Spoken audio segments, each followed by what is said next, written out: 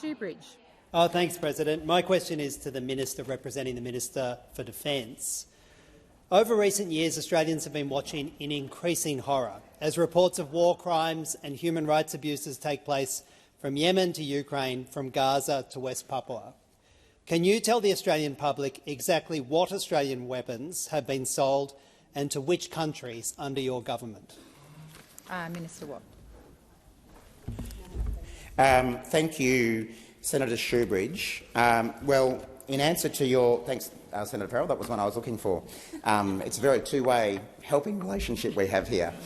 We are a team. We are a team, again, something that's a foreign concept for those opposite.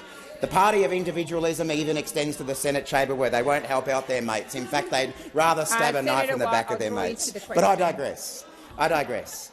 Senator Shoebridge, you are aware that I am not able to confirm the details of particular arms exports to any country in the world, and you are aware of that because I know that this was covered in some detail at Senate estimates when you were asking questions about this very matter. So you do know that we can't do that. What you do know also is that Australia's defence exports are conducted in line with robust export guidelines and international obligations. And the Department of Defence assesses each export application on its own merits against the relevant legislative criteria under the Defence Trade Controls Act 2012. This legislation addresses a range of issues, including those that you've raised, including foreign policy, human rights, national security and Australia's international obligations. And if Defence identifies an export would be contrary to Australia's national interest or pose risks to Australia's security, defence or international relations, the permit is refused. So, under this government, Australia's export controls regime provides a balance between protecting our defence and security interests, meeting our international obligations, including around human rights and arms trading, and also supporting Australia's sovereign industrial capability. But I will be clear about this. The government appreciates this is a complex and sensitive area of public policy that must account for security interests, human rights obligations and the viability of domestic industry. Thank you, Minister. Senator Shoebridge, first supplementary. Thanks, President. We know that this year alone your government authorised 52 defence export permits to Israel.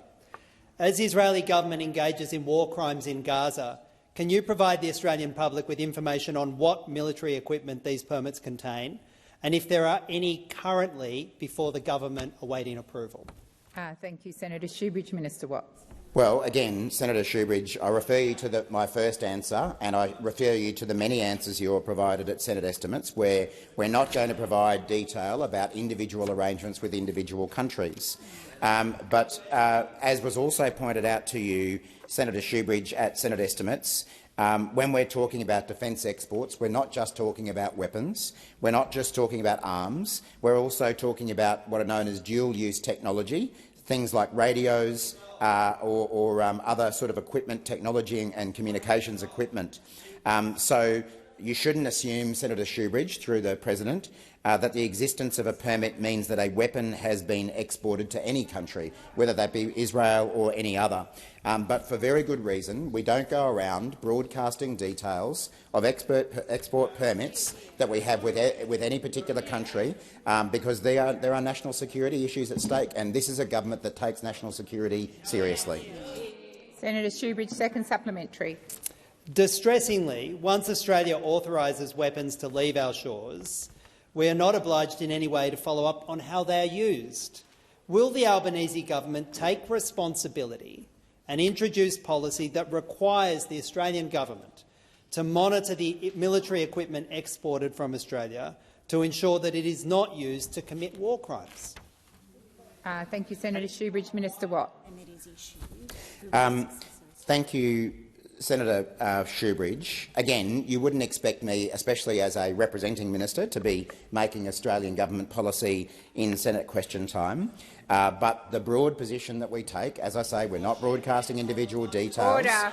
But as I have already answered, the matters around human rights and the usage of defence exports, whether they be weapons or other forms of technology, those issues are taken into account in the granting of a particular permit or the extension of permits in the future. So these are exactly the types of issues that are taken into account by the Department of Defence in reaching decisions about whether they would grant a particular export Minister, permit. please resume your seat. Senator Shoebridge. My point of order is to relevance. My question wasn't as to consideration done at the time of the permit, but once the weapons have been sold, and the minister is refusing to address that point. The minister is being relevant. Thank you. Senator Shoebridge. Minister Watt. Thank you, President. Well, as I say, Senator Shoebridge, these matters are taken into account. The record of particular buyers of defence exports are taken into account in determining the success or otherwise of a particular export application. I can't really add anything further to what you heard at a Senate estimate.